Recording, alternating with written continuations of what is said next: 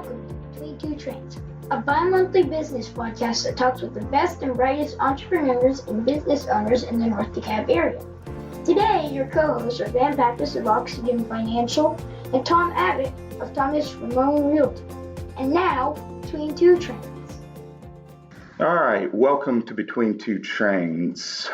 This is your co-host Van Pappas, and I'm here with Tom Abbott, my co-host, and today we will have a guest that I'm really excited about bringing on. Pam Kachmar from Frosty Caboose will be on the show, but before we get started with that, we're going to introduce a new segment to our podcast. We're going to call it Entrepreneur Talk. You ready for Entrepreneur Talk? Good stuff. Yeah, so this week on Entrepreneur Talk, we're going to be talking about creating a social challenge. Tom, do you remember all the rage a year or two ago with the ice bucket challenge? Oh, you remember that? Yeah, big time. Everyone was challenging each other to dump a bucket of ice water over their head. And I thankfully did never do it. No, you didn't do it? No, I didn't do that one. I was challenged, but I didn't do it either. Okay, so good. I feel bad about that. Challenges really get people engaged and stuff. Now, what we need to do as entrepreneurs is figure out how we can get people engaged in challenges that will help our business.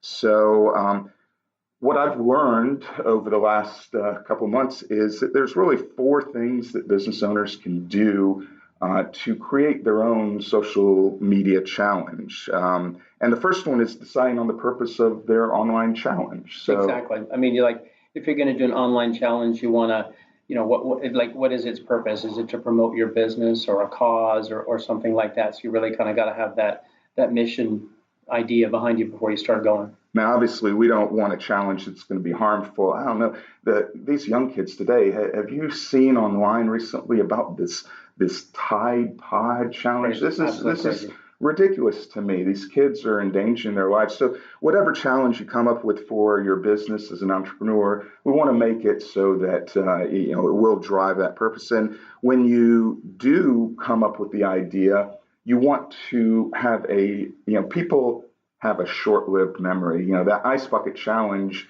it's not going on anymore. So there is a time frame, sort of an expiration date on these challenges. And what I've found is that 10 days is really the best. If you want to drive something socially, if you do it for 10 days, you should have the maximum engagement. Right. And when you do that, you want to make sure that you're picking something that people will engage with. I've learned on some stuff I'm doing with Facebook now, like if it's a question or do you like beer or wine or something like that, depending on if you're a business or something like our guest today might say, do you like chocolate or vanilla or something like that, to be able to engage people and reach out to them that way. So it's something they're really going to answer and follow up on. You're so right. And that kind of leads into the second thing you have to do as an entrepreneur, and that's choose a hashtag and a social outlet. So, there's so many social media outlets. Facebook is a huge one, Twitter, Instagram is becoming big, but you have to have that hashtag that people can share so that everyone starts seeing what's going on. So that's really the second phase of creating that social media challenge, is deciding exactly where you're going to market that and how you're going to do it. And keep it simple. Keep it simple, keep absolutely. It simple. They got to type it somewhere. Yeah.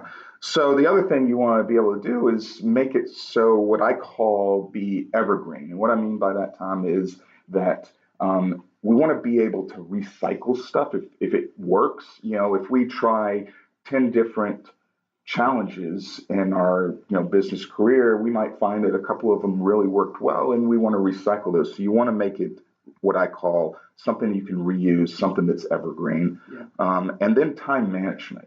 Business owners, entrepreneurs, they are obviously busy people. Some of them are small business owners, and they can't necessarily go out and hire a marketing firm or a social media group to push their challenge, and do all the social media. So you got to manage time. What I've been trying to do is create a sort of a calendar, if you will, through a spreadsheet, so that I can keep track of when I post stuff, how it's posted, and manage that time. Yeah, you want to, like you say, a calendar or time block in your day. Like, okay, if you think social media, you need to do it, every day, 30 minutes in the morning, 30 minutes at night. I mean, I know people who can get on Facebook and it sucks you in, you're gone. So you got to really manage that. I do all my own social media and I enjoy doing it, but I can certainly understand why somebody would pay somebody to do it because of how much time it takes. When do you usually do your social? Do you like designate in your calendar a specific time to do that? I should. I don't. I need to. I have to get better at turning Facebook off, just like email, and like have it go away and not be there, but it shows up on my phone. So I have to turn my phone upside down. I mean, I have to make it go away, or I'll be. It's like they call it squirrel, like boom, you'll be after something on Facebook, and next thing I've been on Facebook for 20 minutes. And I'm like, what am I doing here? So I try. I don't yet, but I'm trying to get to where like pick times, just like read email. Okay, I'm going to be on Facebook for an hour or 30 minutes now, and then I'll do it 30 minutes here and 30 minutes there. But that also involves, that would be a whole segment we could talk about of how to manage that process as well. I think I see a future episode Entrepreneur Talk now. So we'll end it here with the Entrepreneur Talk, and we're going to take a short commercial break, and we will be back with our guest, Pam Kachmar from Frosty Caboose. Are you a Chambly entrepreneur or business owner? Do you want to support the Chambly business community? Then come join the Chambly Chamber of Commerce. The Chamber is dedicated to promoting and advocating for the business interests of our diverse community. Through our partnerships with government and community organizations, the Chamber looks to nurture positive business growth. The Chambly Chamber also offers many different sponsorship and hosting opportunities at our monthly breakfast meetings, which feature business leaders and speakers from around the Atlanta area, and at our larger events, such as the annual State of the City Address. Join the Chamber today to open a whole world of networking and advertising opportunities for your business. Learn more at chamblychamber.org. Welcome back to the Between Two Trains Business Podcast. I am your co-host, Van Pappas, and I'm here with my co-host, Tom Abbott. And I want to bring in our guest, Pam Kachmar from Frosty Caboose. Pam, welcome to the show. Well, thank you for inviting me in, Van and Tom. This is great. Yeah. So, Pam, Frosty Caboose, you and I have known each other for a number of years now, and I've said to you, Frosty Caboose is sort of like the big chicken of Chambly. It's a landmark, if you will. Is that what you were trying to create, or did that really not play into when you first started your business? I don't think I thought of us as being a landmark, but we wanted to do something as a destination place for Chambly. My brother, who I partnered with to open this, had started a project where the Vintage Pizza is Heritage Lofts, and he wanted to get in on the rejuvenization of Chambly. So after he got that project done, he was trying to think what else would be neat for the city to make it a destination place. His building has lofts in it, thinking that, okay, you want to come and end your day with a dinner and dessert. So our favorite thing was dessert, and our favorite dessert is ice cream. So we thought about it, and we're like, oh, there's a local creamery we could utilize, and we want to do something with trains because Chambly's theme is a city on the right track. So we thought a caboose was cute, and we did a lot of looking around and found we could get cabooses. Back in 1990. Wait. There's an actual market for cabooses? People sell? I'd like to introduce myself. I'm a caboose dealer. Yeah. I mean, where? How did you do that? A lot of the people that have them were people that were involved with the railroad. And this one guy, he is in Iowa, and he had a bunch of these from the Missouri Pacific line. And they're just not utilized anymore. They took cabooses off the rail in 1990. Yeah. So they're just sitting around. I mean, they're steel boxes in a lot of cases. Some of them are wooden. But what were you going to do? Just destroy them? So they're just sitting in places. And he had a bunch of them that we found online. And we wanted this style because we thought it was so cute. And so we had it shipped in and put it together. But we just thought dessert and a destination place was our first. So having it shipped in, so it didn't come like it is. You literally, it was dissected somewhere, taken apart, shipped in, and then put back together? Sort of. It's in two segments. So the box itself is one, and the wheels come off. Okay. So it's 52,000 pounds Whoa. altogether. Yeah. So we had to find a truck because when we waited for the rail to get it, we waited like 2.5 months and gave up on them. And so it was 2 trucks. It's called a low boy. So they brought the body on one and the wheels on another. Wow. So this business you started back in 2009, right? We opened in 2009. So all right. Take me through this. Recession hits. It's 2008. If you remember downtown Chamblee, there wasn't a whole lot going on in downtown Chamblee, and here you are starting a brand new business during the middle of a recession. Was that a difficult task or? Yes, and when we started it, though, we didn't think it was going to be that bad. My brother had done some building down in the Brookhaven area, and Chamblee had come on board and said, we're trying to rejuvenate this area. So we knew things were coming. So all this started in 2007. I got laid off after 20 years with Georgia Pacific / Blue Links. And so my brother, being a builder, said, okay, building products, be my purchasing agent. And then let's start a side project, the caboose. And so I said, sure. And he goes, you could do your work out of the caboose too, being a purchasing agent. So this will work. So we started on that endeavor. I actually went to a class, and he did too, 4-day intense training on opening your own ice cream shop. They actually teach you how to make your ice cream and. Okay, so we have a company now that sells cabooses, and there's a company you're telling me that teaches you how to start and make your own ice cream? A whole ice cream business. From A to Z, opening a shop, making the ice cream. Yep, sure does. Wow. All this, actually, the internet helps you with everything. Yeah. So after I was laid off, I had my time to figure things out. So I would go on every day, and I went to the bookstore to learn about opening businesses. There was enough books to read. And then we found out about this class, and we said, we can do this. And again, thinking that the recession wasn't going to be that long, we're like, within the year, let's get open, and Chamblee should start picking up building again. So we went forward with it. The property my brother had already bought that I'm on. And in the meantime, the person we bought it from needed to rent it back. So that kind of held us up actually getting in place. But in the meantime, that gave us time to go to the city and do all the background information we needed to get this business started.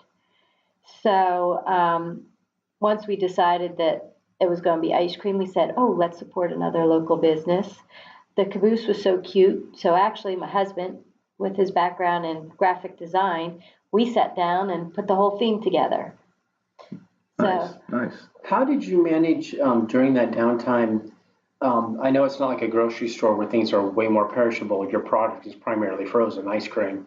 But did you have a challenge during that time of like inventory going bad, if you will, because maybe you didn't have enough sales, or did you have product that people came and wanted a certain kind of ice cream and you didn't have it because you thought we can't have all this in stock? How did you do that? So on the time before, like during the recession time, primarily, I was just showing how you managed that first year, 2009, 2010, or did you take off like a bang because people said, hey, look, it's an ice cream shop in downtown Chamblee? Sort of both. Until we were known, we were able to get our inventory locally. The only inventory we had issues with was like cones and cups and things like that. But of course, cups and things won't perish. But with cones and everything, and it ended up being okay because they have a pretty decent shelf life. But with the ice cream, it's made locally 2 miles away. So they worked with me to start with. First of all, ice cream will last about a year and staying frozen. So I had the freezers in the caboose that, we have some storage in. We had another freezer that we keep some backup in. And then in the meantime, Greenwood works with me to get me my ice cream. Greenwood is the ice cream manufacturer? Yep, it's a local ice cream manufacturer that's been around for over 60 years.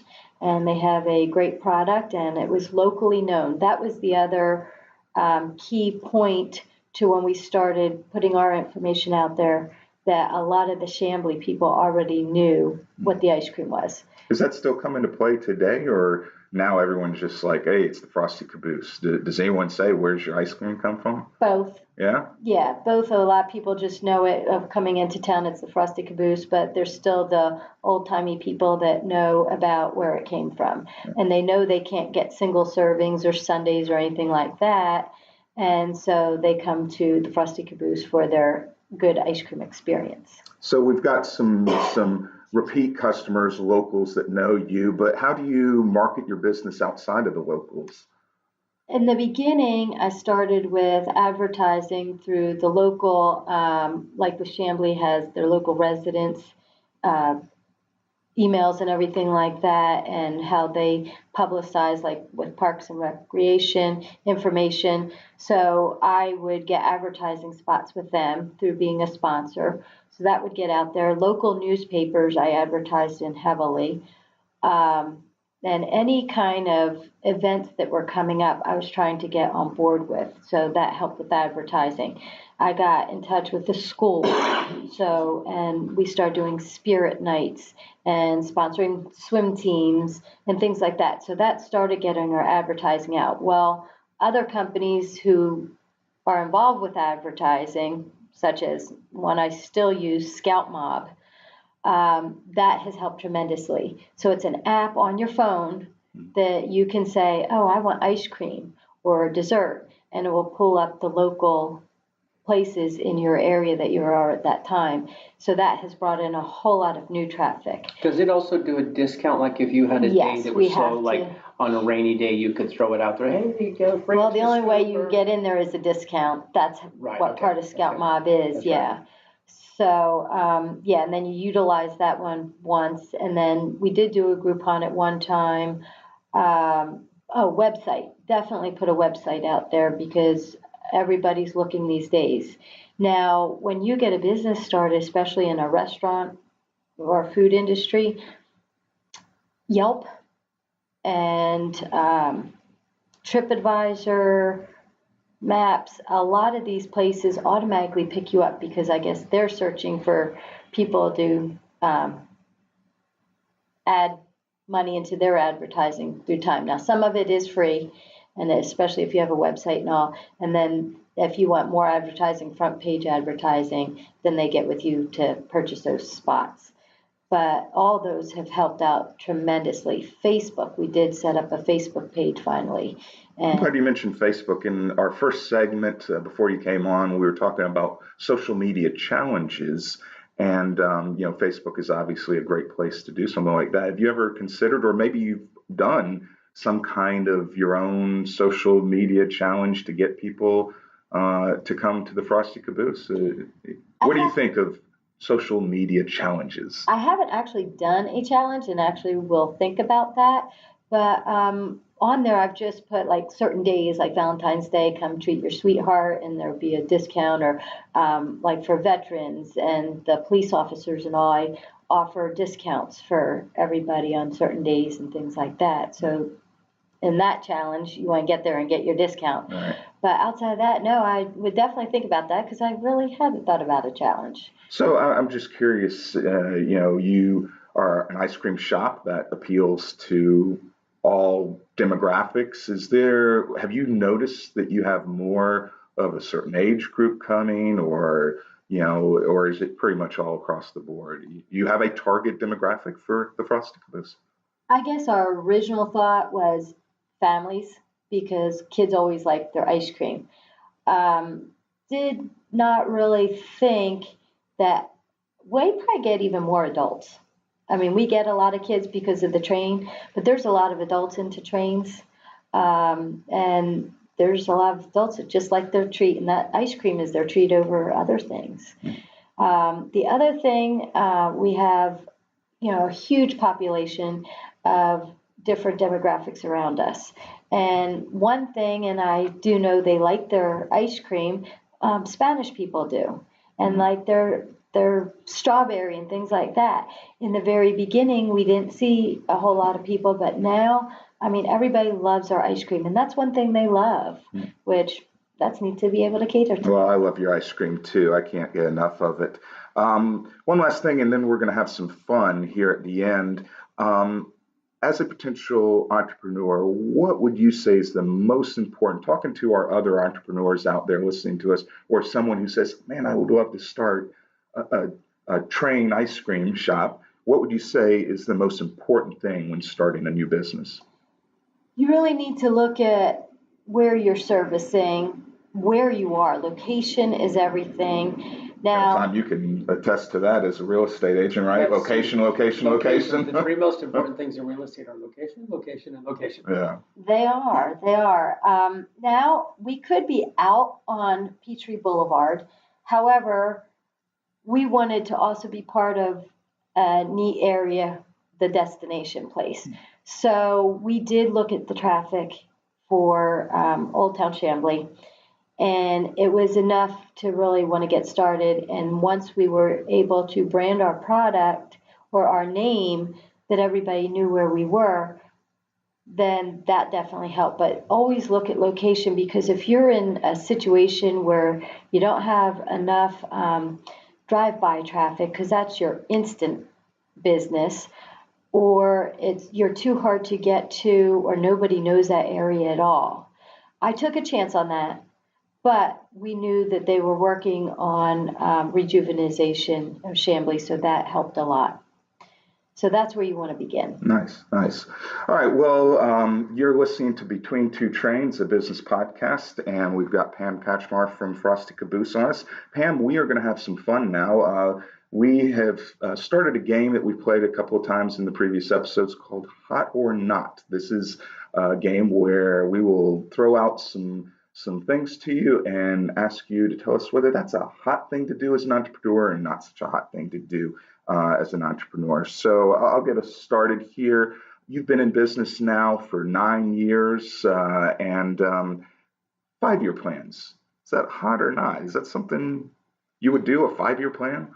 You should have a 5-year plan, especially because the first 2 to 3 years are the years that you're trying to jumpstart your business, and you'll always, it's hard to get the word out to begin with, and once it starts going, and then see where you are at in 5 years. You want to look at if that's worth going on. So that's hot to you. I think so, yes. Definitely hot. All right. Well, I'll throw it out. We actually asked this question to our previous 2 episode guests. You mentioned your brother, family member, working with a family member. Hot thing to do or not such a hot thing to do? It depends what family member you're talking about. Actually, my kids come in and help out, and my husband has helped out. We don't need to be in the same place at the same time. He filled in the beginning when we were just trying to get started, and we had to have somebody in there all the time. So as long as you're not working at the same time, it's okay. All right. So can be hot then. It can be. All right. Tom, you have any hot or nots for Pam today? Being a small business, you have about how many employees? I run anywhere between 6 to at least 10 in the summer.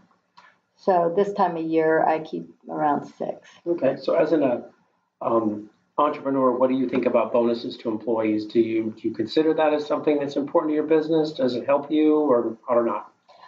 What I do, instead of a bonus when it's a good season or whatever, they get perks throughout the whole time. Free ice cream. They do, yes. Yes. Yeah. Do you have an application? Can I apply? So they earn on their shifts and things like that, and if it was a really great year, and I look at what they're making, and of course to help bump them. Most of my employees are students, so it's a good opportunity for them. I have one that works to pay for his schooling, his college. So, and the other ones they're spending money or saving for college, the things that they need. Well, I got one last hot or not before we wrap it up. It's a 1-word statement: Chamblee. Hot or not? Getting hot. Getting hot. All right. Well, you've been listening to Between Two Trains, a business podcast. My name is Van Pappas. I'm here with my co-host, Tom Abbott. And Pam, we just want to thank you for coming on the show and hope you had a good time. And, any parting words? Do you have any events coming up, the Frosty Caboose? Are y'all going to be out somewhere, Spirit Night or anything like that? What's coming up on the docket? A lot of the spirit nights we do now, we try to coordinate between Vintage and us because you can do your pizza or whatever and come across the street for your dessert. We do have a spirit night coming up later in March, but we are open all the time for spirit nights, so let us know. We also come to you for off-site events, and then the next biggest thing probably would be Good Neighbor Day coming up this year. That's in May, I believe, right? It's been in May, yes. So we go to some of the bigger events around Chamblee. We can handle one-day events very well. All right. Well, thank you again for coming on the show. And Tom, any parting words? You scream, I scream, we all scream for ice cream. I know we'll all be bringing people now after a long day of showing. It's like, hey, let's stop and grab some ice cream and talk about this. There you go. Sounds good. You can listen to Between Two Trains on a number of sources. Check us out on SoundCloud. We are now on iTunes. Yeah. So you Apple people, just do a quick search of Between Two Trains. That is the number 2, not TWO. And we'll check you out at our next episode. Thanks for listening.